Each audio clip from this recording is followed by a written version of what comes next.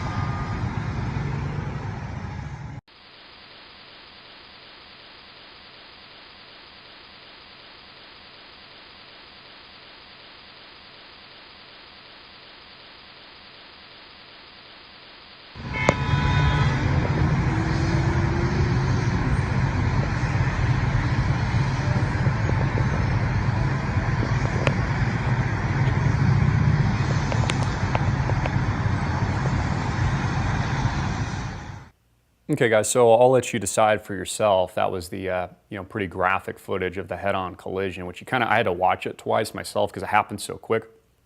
You don't see the initial crash, but it looks like they're on a 2-lane, multi-lane highway. All of a sudden, out of the blue, this sedan just rips the face off of Putin's favorite chauffeur, his preferred driver, and he's killed instantly on impact when the medics get to him. And, the first thought when I watched this a couple days ago was like, man, are they sending a message? Was this a, assassination attempt? Did they know that Putin wasn't in the car? Or did they know that think that he was in the car? Or did they know he wasn't in the car, but they're still sending a message like, hey, we've got access to you? Then the thoughts start to go, okay, was this Western spies? Who would do it, right? That's the next question. Who has a motive to take this guy out? Hillary Clinton calls him Hitler. That's pretty serious. So, you think about who has, pretty much the entire U.S. establishment calls Putin Hitler. So, who would have the motive to do this and people don't realize this, the U.S. kills people, right? It's not a conspiracy theory. They take people out. They murder opposition leaders. Just like we talked about, was it a year or so ago, they took out, U.S. intelligence killed a lot of the Iranian engineers working on, the nuclear technology in Iran. They'll just blow up. It's like The Godfather, man. They blow up cars. There's all these covert operations going on that they don't tell the public about. They don't want you to know. These are scary thoughts. Who wants to think about this kind of thing? They'll just, take out their opposition. People get conveniently killed. You look at the Clinton body count, for example. How many people have been murdered? A lot is the, speculation, whether or not it's suicides like Vince Foster or others. The one critical question that I did have, just to maybe debunk the conspiracy a bit, just play the other side of it, to think critically, not just be a one-way train of thought, is, well, then who was in the vehicle that rammed into, Putin's sedan, his Beamer? because I didn't get any information from any of these stories, like who was there. Like they should have been able to identify that man, right? Or woman, probably likely a man.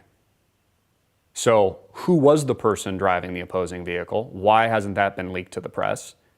They're either covering it up.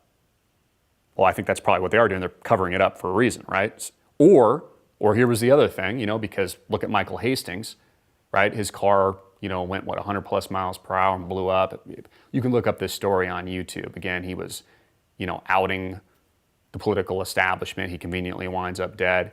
It could be self-driving car. People thought that was conspiracy theory then, but now that self-driving cars are mainstream. In fact, somebody just got killed, I think within the last 24 hours driving a self-driving car. He wasn't driving, he was just in it. But now that we know that this technology exists, that's the other possibility. Maybe there wasn't even someone driving it. Maybe it was just a targeted hit. Like you don't think Google has the technology just to put the crosshairs on Putin's vehicle and take it out. So I thought that kind of the counterpoint to the story is, why hasn't the man been identified in the other oncoming car, or maybe there wasn't anyone in the car. And for those of you who think, that's bullshit and crackpot, well, self-driving cars do exist. It's a major, major technology. It's one of the major funding arms in projects that Google is working on and Tesla's working on and Audi's working on. I mean, this is now mainstream. I talked about this years ago when people called me a lunatic, but now it's just real. So it is possible. They do have this technology, and they're going to use this technology to take out enemy nations. And that would be a big hit to Putin. In fact, there was a story, let me pick it up. I threw it on the ground here. Is that Putin, I kind of wanted to talk about this too. Putin is helping with the transition, the successorship of his own leadership. Now he's failed to say yet whether or not he's going to run for, he's been in charge for 16 years, former intelligence, former KGB. He hasn't admitted yet if he's planning to run for another 6-year term in 2018, but pretty much anybody that knows anything knows that he will. Let's just say Western spies are responsible for the, plot, the potential assassination attempt of his car. That would be a huge blow to Mother Russia if Putin was taken out. He's their strong man. He provides a lot of firmness and stability to their government in this part of the world. One of the reasons, according to to Bloomberg, they're talking about his successorship right now, and he's putting younger, military type personnel and intelligent personnel into these positions because one of them is likely to probably take over for him in the future. Putin is, maybe some of 63? I think is his age. So, he's starting to get older. I think he still has some time on his side. But there is where I think there could be some motive. I also was just thinking about, it's a disadvantage here in the United States that there's pros and cons to this, but I kind of wanted to air it out where, it's a 4-year term for President of the United States. It's really too short. I've talked about this with a lot of, friends of mine. How do you get anything done in 4 years? You don't. The whole time, once you get in, you're just, playing to the next election because you got to get reelected. It's just like House of Cards. They're not even dealing with real geopolitical issues. They're just worried about marketing and, solidifying their position as the next, into the next term. Maybe they start to get things done towards the tail end, like what we've seen with Obama radically transforming America, giving up, the internet to the United Nations, pushing for, rampant gun control, an anti-constitutional attack of freedom of speech, censorship of the internet, all these kinds of things. They almost only start to get things done towards the tail end. It almost maybe raises the question, maybe the term for president should be longer. I'm not saying that Putin's a good guy and that it's great to have a leader in there forever, but from their perspective, it's actually kind of puts them in a position of strength.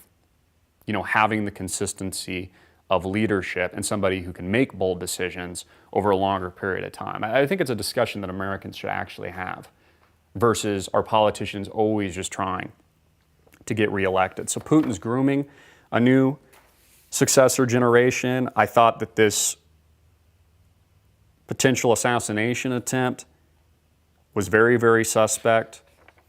But again, what I haven't heard anyone talk about is who was driving the opposing vehicle. No one's asked that. They just, kind of talking about the conspiracy angle of it, but it should be very suspect. At the very least, maybe it was a freak accident. It doesn't really feel like it. Feels like a message to me. I got to go to a quick break. I'm Christopher Green. You're tuning into AMTV. Thank you for subscribing on demand, $4.95 a month. Click the link below. We'll be right back.